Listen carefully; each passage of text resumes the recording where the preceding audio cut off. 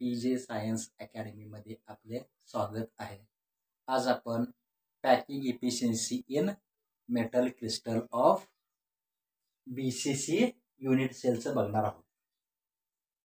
Structure आपण घेतलेलं आहे. कोणाचं स्ट्रक्चर आहे ठिकाणी BCC टाईपचं युनिट सेलचं स्ट्रक्चर आहे. या ठिकाणी इथं वर 4 कॉर्नर आहेत. 4 कॉर्नरला 4 पार्टिकल प्रेझेंट असणार आहेत. खालच्या 4 कॉर्नरला या ठिकाणी 4 पार्टिकल प्रेझेंट असणार आहेत. म्हणजे एकूण युनिट सेलला 8 पार्टिकल प्रेझेंट असणार आहेत.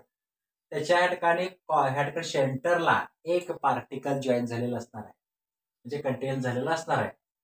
आपण काय केला, इथून डायगोनल काढला, इथून एक डायगोनल काढला, म्हणजे आपल्याला काय मिळाला, हा एक या ठिकाणी काय मिळाला, इथं ट्रायंगल मिळालाय आणि इथे काय मिळालाय, ट्रायंगल आपल्याला मिळालाय.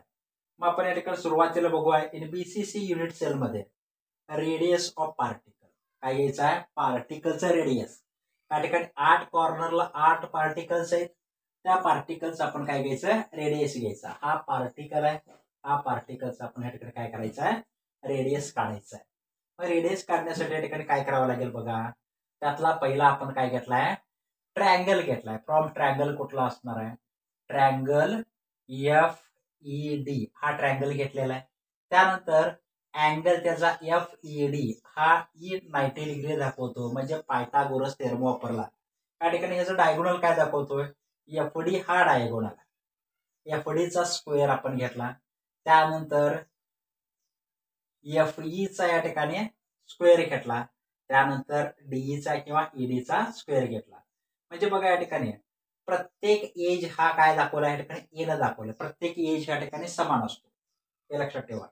त्यानंतर आपण प्रत्येक एज समान आहे म्हणतो, या ठिकाणी काय असणार आहे, FE चा जेवढा आहे तेवढाच ED चा पण असणार आहे. म्हणजे एज या ठिकाणी काय असणार आहे, तिथं ए घेतलाय, तिथं पण ए असणार आहे. त्यानंतर या ठिकाणी काय FE चा या ठिकाणी स्क्वेअर घेतला. त्यानंतर ED चा आपण या ठिकाणी एचा काय घेतलाय, स्क्वेअर या ठिकाणी घेतलेला आहे. दोघांची बेरीज केली किती आलं, 2 स्क्वेअर आलं. इक्वेशन आपण किती घेतलं, एक इक्वेशन वापरलेलं आहे. त्यानंतर नेक्स्ट बघा, या ठिकाणी आपल्याला काय घ्यायचं, या ठिकाणी फ्रॉम ट्रायंगल ADF कुठला ट्रायंगल घेतलाय बघा, ADF या ठिकाणी घेतलाय. ADF हा अँगल 90 डिग्री दाखवतो. अँगल काय दाखवतोय, 90 डिग्री दाखवतोय. म्हणून आपण या ठिकाणी पायथागोरसचा थेरम वापरला. काय वापरला इथं, पायथागोरसचा थेरम. पायथागोरसचा थेरम काय सांगतोय, कर्णाचा वर्ग, कर्णाचा काय दाखवतोय, वर्ग, म्हणजे AF चा वर्ग घेतला. त्यानंतर इतर दोन बाजूंचा वर्ग काय सांगतो बघा. त्या ठिकाणी काय घेतलं इथं बघा, FD चा स्क्वेअर प्लस AD चा स्क्वेअर इथे घेतलाय बघा, ते लक्षात ठेवा. आता या ठिकाणी तुम्हाला सांगितलं एज लेंथ तेवढंच असते. आपण या ठिकाणी FD स्क्वेअर इथं काढून घेतलाय. FD स्क्वेअर काय केलाय, काढून घेतलाय. इथं आपण ते पुट आउट केलं. त्यानंतर दुसरा AD स्क्वेअर, म्हणजे या ठिकाणी काय घेतला, ए स्क्वेअर आपण घेतला, एज लेंथ या ठिकाणी घेतला. म्हणजे आपल्याला ह्या दोघांची बेरीज किती मिळाली, 3 A स्क्वेअर मिळाले. त्यानंतर आपण काय केलं, हा स्क्वेअर काढून टाकला, ह्याला स्क्वेअर रूट आला. त्याला काय मिळालं, आपल्याला स्क्वेअर रूट. इक्वेशन नंबर किती मिळालं, 2 मिळालं. परंतु या ठिकाणी काय सांगतं, हा AF जो असणार आहे कशामध्ये डिवाइड झालाय, AC आणि या ठिकाणी FC मध्ये डिवायडेशन झालंय. हा पार्टिकलचा रेडियस R असणार आहे. त्यानंतर हा पूर्ण पार्टिकलचा रेडियस 2R असणार आहे आणि हा R असणार. एकूण किती झाले, 4R आपण या ठिकाणी घेतले. त्यानंतर इक्वेशन 2 आणि 3 आपण काय घेतले, कम्पेअर केलेलं आहे. कारण इथे काय AF आहे, AF इक्वल टू 4R आहे, AF equal to √3 into A आहे. मग या ठिकाणी आपण कम्पेअर करून घेतले. त्यानंतर रेडियस काढला, R इक्वल टू √3/4 या ठिकाणी हे आपल्याला रेडियस त्याचं मिळालं. त्यानंतर पुढचं काय काढायचं बघा, व्हॉल्यूम ऑफ स्फिअर. काय काढायचं आहे, व्हॉल्यूम ऑफ, या ठिकाणी बघा व्हॉल्यूम ऑफ स्फिअर काढण्यासाठी या ठिकाणी वरच्या ठिकाणी इथं वापरलंय व्हॉल्यूम ऑफ स्फिअर.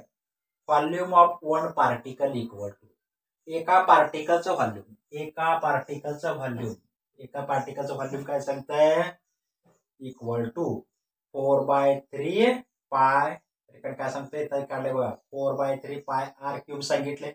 हे लक्षात ठेवा, हा मेन फॉर्म्युला आहे. त्यानंतर volume of one particle equal to काय सांगतोय, 4/3 पाय. त्यानंतर ही व्हॅल्यू कुठं, R ची व्हॅल्यू कुठं आहे बघा, R ची व्हॅल्यू ही ही व्हॅल्यू आपण काय केलं इथं पुट आउट केलेलं आहे. पुट आउट केल्यानंतर काय होतं बघा, त्या ठिकाणी हे काय केलं, ह्याचा क्यूब काढून घेतला, ह्याचा क्यूब काढला, ह्याचा क्यूब काढला, तर आपल्याला काय मिळतं बघा ह्या ठिकाणी, volume of one particle equal to 4/3 pi 3√3 into a cube divided by 64. हे कॅल्क्युलेशन केलेलं आहे आपण.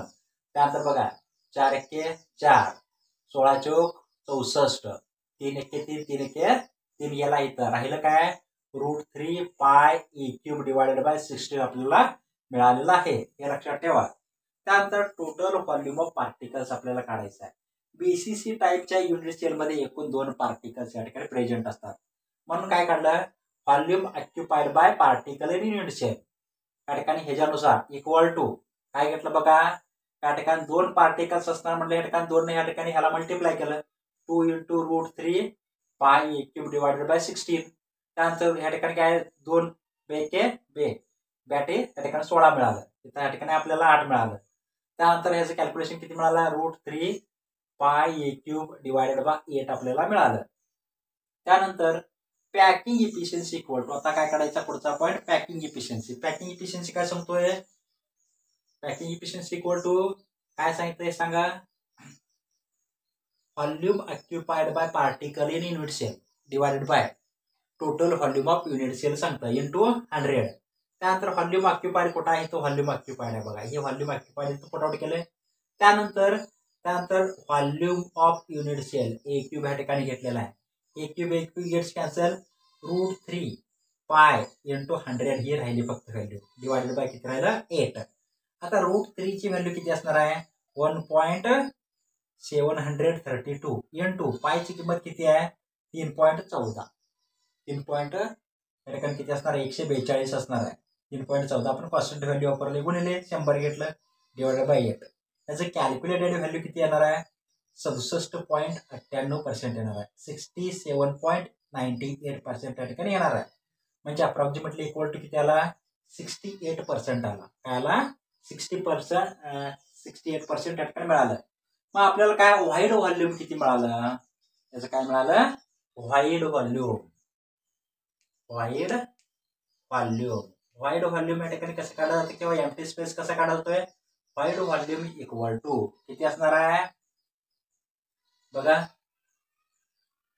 100 मायनस 68 इक्वल टू किती मिळालं आपल्याला 32. किती पर्सेंट मिळाला या ठिकाणी, 32% या ठिकाणी मिळालेला आहे. आपण ओव्हरऑल या ठिकाणी काय बघितलंय, बीसीसी युनिट सेलचं पॅकिंग इफिशियन्सी या ठिकाणी बघितलेलं आहे.